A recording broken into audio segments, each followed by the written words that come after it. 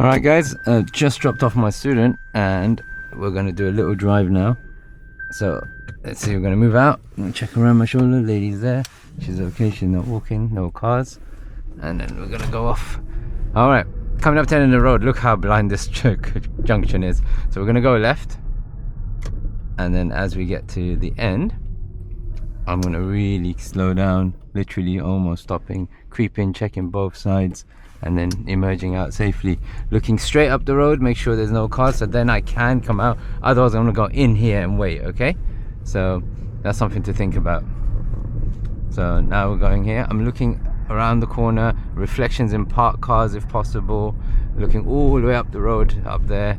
Okay, and then I see there's no one there, so I can commit to going. Okay, they're far away. A little check behind me every time I'm braking.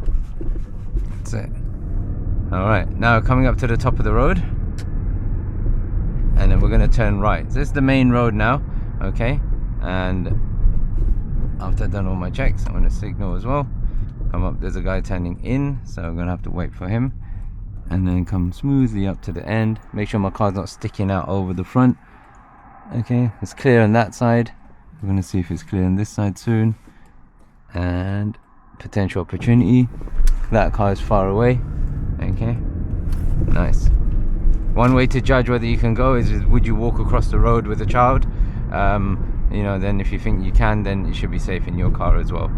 Okay, so 30-mile-an-hour road, downhill, controlling the speed, and then you'll see you might try and pick up. Look, there you go. So you just the brake if you need to. Okay, and we're looking around the bend. There's some side roads here, so be mindful that they might try and pop out. Okay, bus lane sign coming up.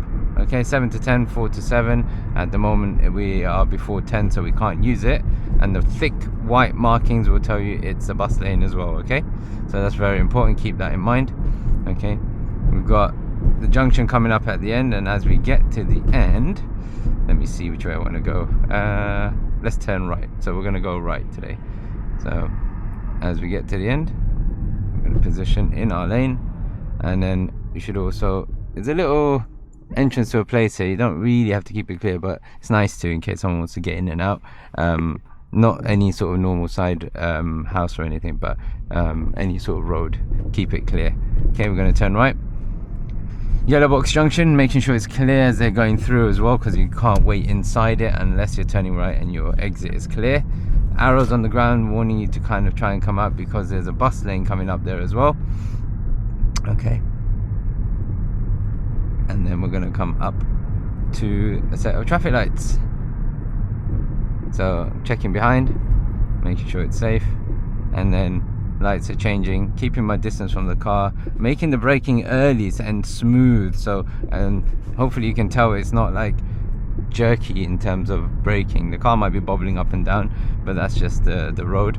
But have a look, they brake, I brake. That's how I do it. My eyes are on their lights all the time, eyes on lights. Okay, when the cars are coming towards you, eyes on their lights. You're literally going to be looking at their lights, their position, their speed, and their distance. Those 4 things. Okay, keep that in mind, they're really, really important. So we're going to be turning left soon, so I'm checking, make sure no buses are there or any cyclists. And as we're coming in, smoothly in, you must come into the left lane because the bus lane finished, so then it gives you a chance to come into the lane, and you shouldn't then take it from the right lane.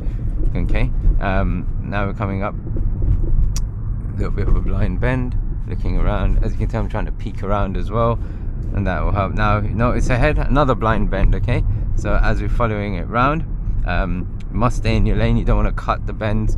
Car coming there, they've got a give way. We're going to follow the road. I'm also looking in the direction I'm going, so I'm not looking just in this windscreen. That's what a lot of students do. They just kind of look like that and follow the car around like this. No, look in the direction you're going to go, and that will help. That's a really important thing. You do that on bicycles, motorbikes and things like that. You'll end up looking where you go, and it kind of takes you there as well, because your body influences it. But in this case, it's more for your vision and view.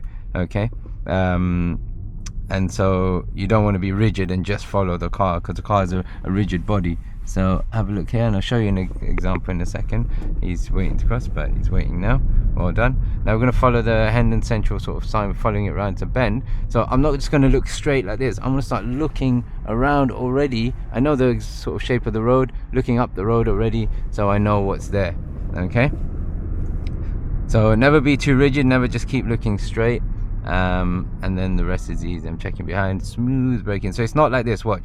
It's not like bang, it's not. I'm trying to avoid doing that sort of stuff.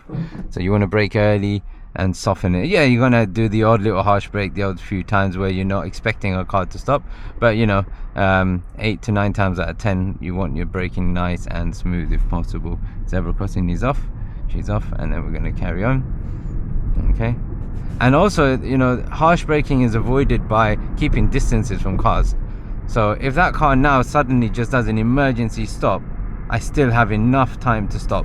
And so, you know, a lot of people, they'll drive really close to a car, and it's quite stressful. You don't really want to do that.